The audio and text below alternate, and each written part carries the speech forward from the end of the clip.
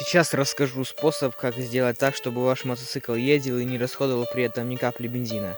И даже не подумайте, если я скажу что-то по типу, если на мотоцикле растолкаться с горки, то он поедет без бензина. Нет, это реально рабочий способ.